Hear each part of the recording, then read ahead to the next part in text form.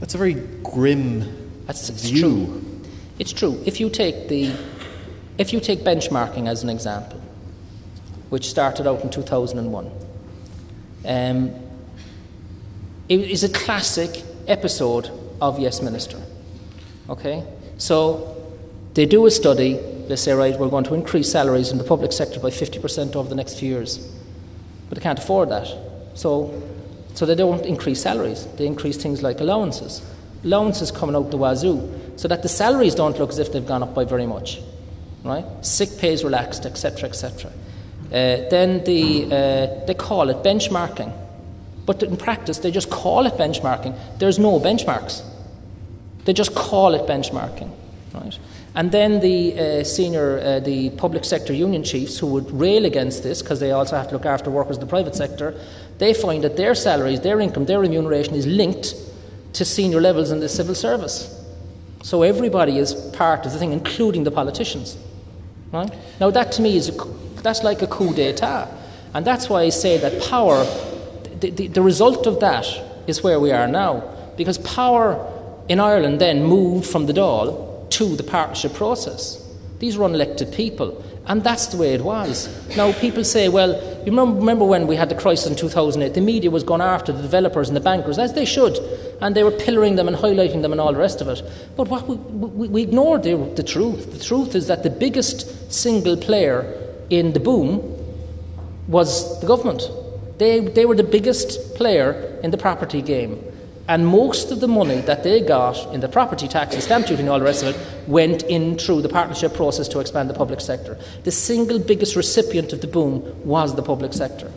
No, the developers became very wealthy, except that. A lot of them have lost it. I'm not defending them or the bankers, but I'm saying that's where it went. So when the money left, we're still left with the power struggle. So we now have a situation in the last budget, for example, where if you take the pensions, the public sector pensions are 108 billion euros. Now the fund, the assets to back those pensions is gone, which is the National Pensions Reserve Fund. But nobody's touching the pensions. It's classic power again. I learned the other day, there's a directive from Europe, I'm very interested in energy obviously, a directive from Europe which says that you must separate your power companies from your grid operator. Makes sense. Imagine trying to compete to generate electricity in Ireland and your major competitor happens to actually also run the grid. It's a crazy situation. So we're instructed, like every other country in Europe, change that. So that's what's supposed to have happened. So we set up a company called EirGrid. Have you ever heard of those? EirGrid are the grid operator. But the actual grid, the wires, which require a huge amount of investment, is not yet on its balance sheet. And you would say, well, why hasn't that happened? They were supposed to happen by March this year. And there was a review done, another review. Let's do a review. And there was a review done under Eamon Ryan. And the review was to see, did it make sense for us to do this? So the grid is still operated by the ESB networks. And the unions in the ESB said, if the grid moves from the ESB networks to EirGrid, we're going to go on strike. That's what happened. So we'll have a review. A review was done, a chairman was appointed, and that report, which hasn't yet become public, I'll be publicising it next week, that review is now suggesting that Ireland should seek a derogation and that the actual grid itself should remain with the ESB. Now, you would say to yourself, who's making the decision there? It's not the Minister for Energy, it's not the civil service in the department, it's the union chiefs inside the ESB are actually dictating to the rest of us what's going to happen. And the government didn't have the balls to tell them, we're doing this, and go on strike if you must, And that's how Ireland is run. Well, I think we'd all agree that the government is certainly lacking in the cojones department, but just in terms of the public sector, let me just put this to you. Okay, as a teacher, somebody employed by the public sector, over the last few budgets and various other dealings, I've experienced, as have any of the other teachers in the room here, fairly serious salary cuts. So that when I sat down and calculated at the last budget how much I was losing, it was a very, very sizable amount of money. I've a pension, pay AVCs. At my last checking, my pension is worth squat. Your AVCs? Yeah, the whole lot, from what I can gather, is worth very, very little. Now, I certainly feel that, whatever the deals may have been, or whatever backroom dealing may have been, that that the public sector has been roughly enough treated, and the government haven't said that they're not going to come back for another slice. So what am I missing? Well, firstly, you're making a classic error in thinking, which I find common. I gave a lecture a few years ago to the staff at the Department of Finance. Senior people were in, and they still didn't understand the value of their own pension scheme.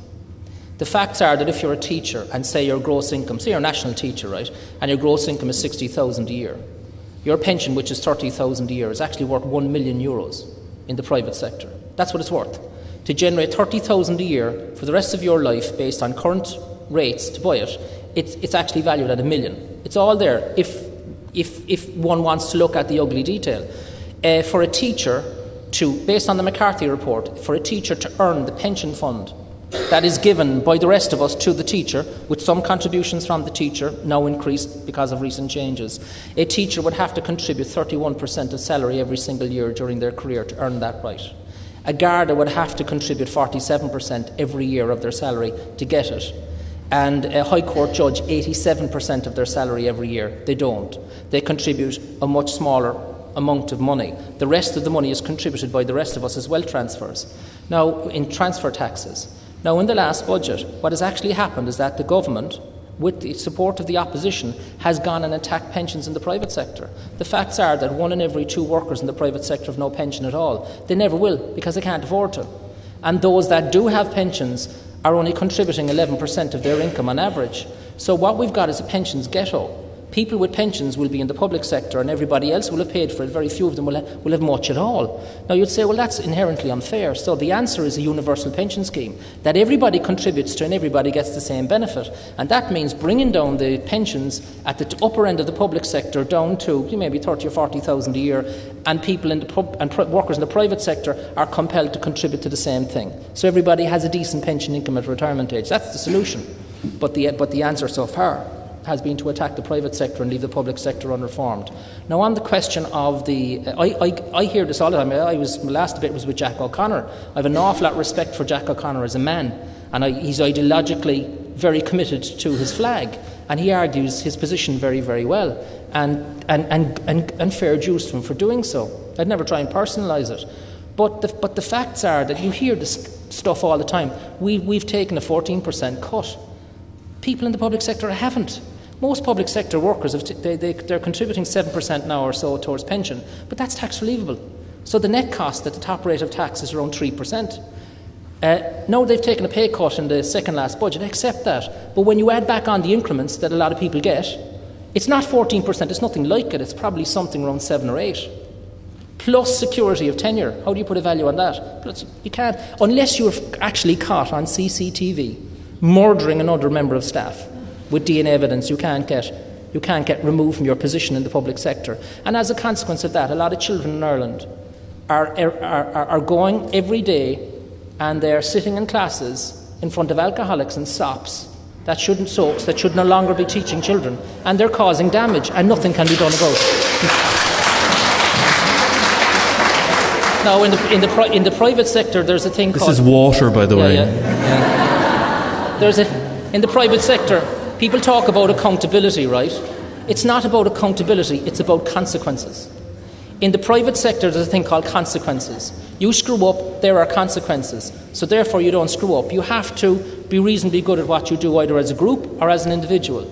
But what's happening in the public sector, which I believe is soul-destroying, is that you have fantastic teachers, and I've had them, and they've had huge influence on me. My history teacher, my English teacher, enormous influences on me for all of my life as a consequence of having a few very good teachers and we've all had them.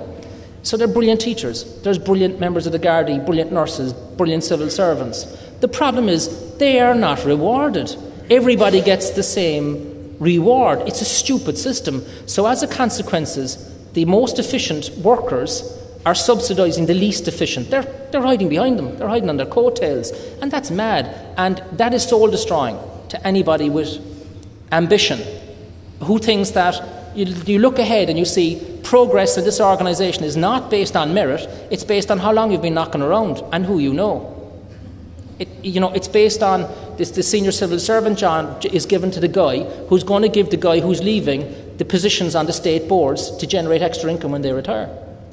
You're just keeping the seat warm for them. That all needs to be changed, and it's never been challenged in this country. Never been challenged, because it means challenging the way we think and who we are. And that's why I said that we have a general election coming up, and the real question is in the 10 seconds of personal epiphany that we have, and the older generation in particular, when we're there looking at a list of photographs with a drop of ink, a pen and a promise, we can change this country provided we're prepared to change ourselves. Because a large minority of Irish voters, we have consistently put back into office people we know that are, we can influence. We've had perjurers who we've lauded. We've had a Taoiseach in the election 2007 that was clearly giving false evidence under oath at the tribunal, and we thought it was funny. It's not so funny now. We've given a state funeral to somebody, Charlie Haughey, who should have been in jail, right? And all the nodding donkeys listening to Ahern's eulogy around his grave. Until we change how we think and who we are, this country is not going to make the leap it needs to make. And maybe it's taken us for a crisis to recognise that a lot of us have this peasant mentality, that it's about strokes and cute hooers, and we put them in because they're good local fixers. And the people then that talk common sense and have the integrity and honesty, we almost laugh at them, at their stupidity for being like that. And that's what's got us into the position we're in. We've had it during the week where we had 8 hours or 9 hours of golf with Sean Fitzpatrick and Fintan Drury and Cowan. And here they are walking around for 9 hours while the bank is melting down. Its share price has collapsed 5-fold, and they didn't discuss it. Of course they didn't. They're asking us to believe. Now, we're laughing about it. They're asking us to believe, right?